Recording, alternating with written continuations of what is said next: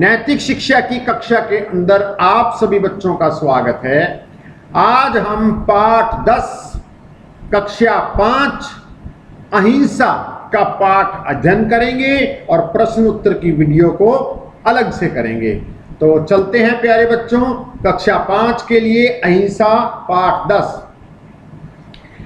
किसी अहिंसा होता है बेटा, यहां पर डेफिनेशन उत्तर दिया है, किसी को मारने या सताने की इच्छा हिंसा है, लेकिन ऐसी इच्छा का न होना अहिंसा कहलाता है।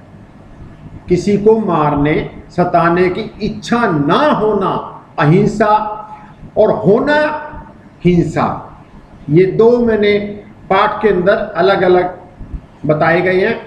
हिंसा का क्या अर्थ है? हिंसा का अर्थ है हत्या को जन्म देती है।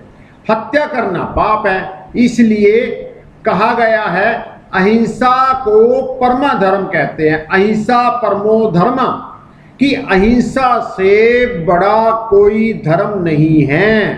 हमें पाप नहीं करना चाहिए, हमें हिंसा नहीं करनी चाहिए, हमें हिंसा का अपने मन से इच्छा परित्याग करनी चाहिए, तो हम अहिंसा हो जाएंगे। तो महात्मा गांधी अहिंसा के पुजारी थे, इसीलिए कहा गया अहिंसा परमो धर्मा। अब देखो आ गया, महात्मा गांधी व्यक्तिगत और सामाजिक जीवन में अहिंसा और सत्य पर बड़ा बल देते थे।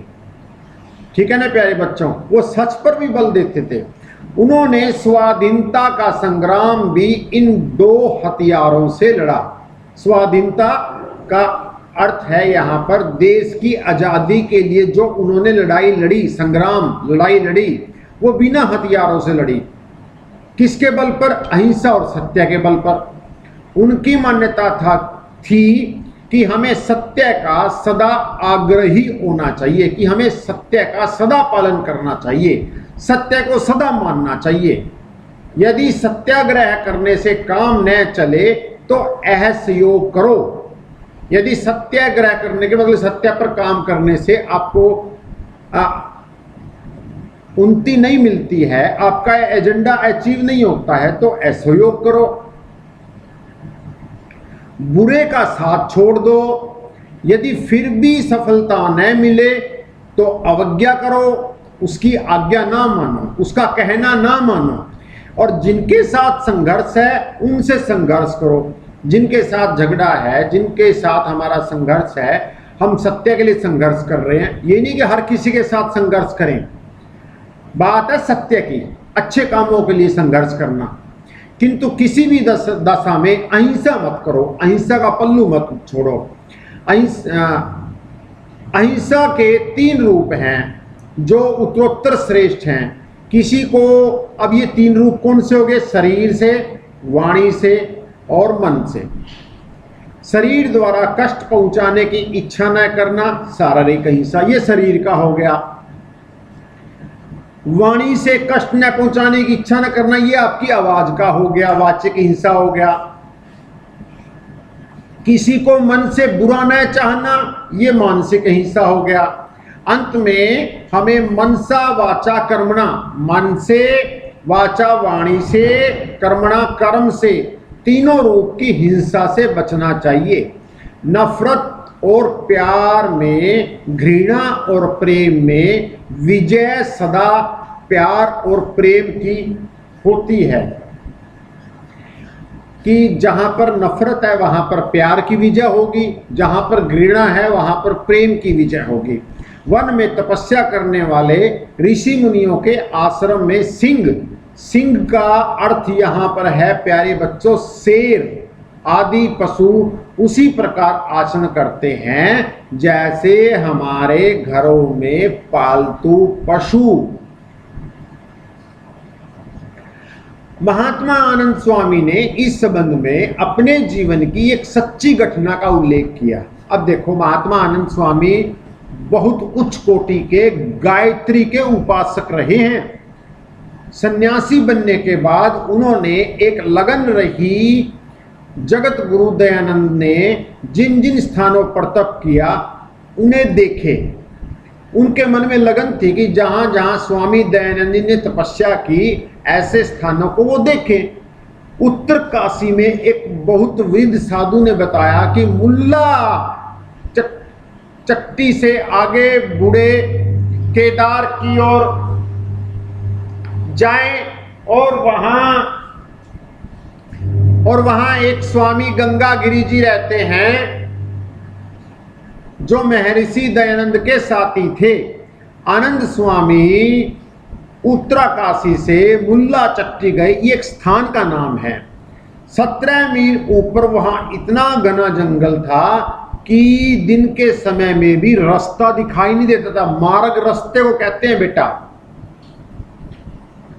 3 घंटे के पश्चात वहां पर एक साधु को दर्शन हुए, साधु मिले। ये गंगागिरी के शिष्य थे और वे गंगागिरी को देखना चाहते थे। वे आनंद स्वामी को कुटिया पर ले गए और वह शिला दिखाई, जहां पर स्वामी दयानंद जी पूजा किया करते थे, सिमरन किया करते थे, ध्यान किया करते थे, जिस पर बैठकर दयानंद ध्यान लगाते थे। आनंद स्वामी ने उस पर बैठकर ध्यान लगाया।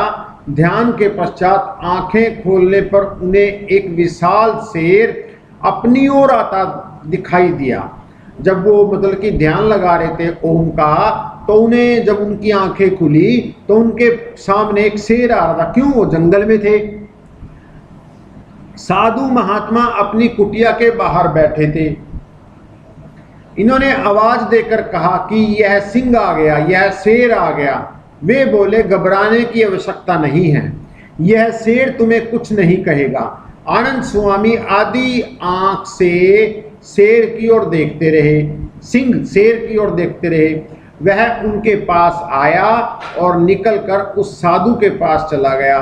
साधु ने उसकी पीठ सहलाई, उसके पांव खुजाए, उसके सिर पर हाथ फेरा और शेर वहां से चला गया। कि यहाँ पर पुराने समय में ऋषि मुनियों के आश्रम में शेर, हिंसक जानवर भी अपनी हिंसा की प्रवृत्ति को त्याग देते थे। यहाँ पर ये अर्थ है प्यारे बच्चों इसका। इसी साधु ने बताया कि दयानंद इसी प्रकार सिंहों से प्यार करते थे। वास्तव में यदि हमारे मन में दूसरों को सताने की भावना न होकर प्यार की भावना है तो दूसरे के हृदय में भी भावना का संचार होगा। अब मैं आपको छोटा सा उदाहरण देता हूं। आप एक व्हाइट बॉल लो और दीवार पर उसको जोर से मारो तो क्या होगा? वही व्हाइट बॉल आपके पास आएगी। और ब्लैक बॉल मारो तो ब्लैक बॉल वापस आपके पास आएगी। इसी प्रकार हम दूसरों के लिए अच्छा सोचेंगे तो दूसरों के अच्छे विचार हमारी ओर आएंगे। हम दूसरों के बारे में बुरा सोचेंगे तो बुरे विचार हमारी ओर आएंगे। अहिंसा को इसलिए परम धर्म कहा गया है। अहिंसा से सब वैर, भय, आशंका दूर हो जाती हैं। प्यारे बच्चों, ये अहिंसा का पाठ यहाँ पर खत्म हो जाता है। धन्यवाद आप सभी बच्चों को। अब मैं इसी वीडियो में इसके प्रश्न उत्तर भी करा देता हूं। सिर्फ 5 प्रश्न हैं। अहिंसा पाठ 10 कक्षा 5 प्रश्न उत्तर। अहिंसा का अर्थ बताओ। मन, वचन तथा शरीर से किसी को हानि न पहुंचाना अहिंसा कहलाता है।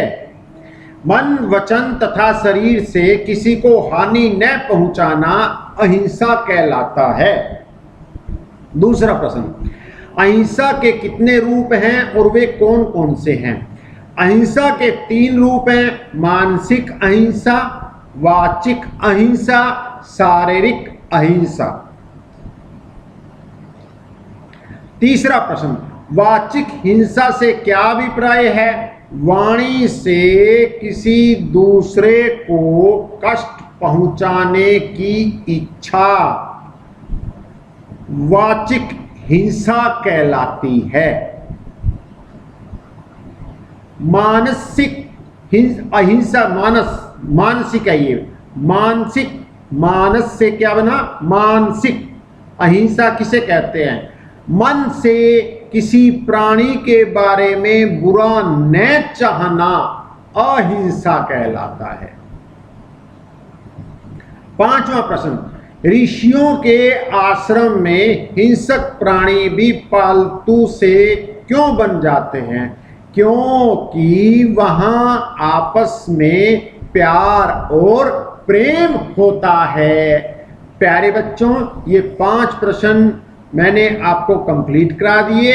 ये आपका 10वां लेसन यहाँ पर कंप्लीट होता है और फिर हम नेक्स्ट वीडियो में मिलेंगे। धन्यवाद आप बच्चों को। आप बच्चों को शुभ आशीर्वाद। आप खेलते रहें, आप मुस्कुराते रहें और यदि आपको ये चैनल अच्छा लगता है तो अपने दोस्तों को भी बताओ कि डीएस की सबसे अच्छी video Chris informatic YouTube channel पर मिलती हैं। धन्यवाद बच्चों।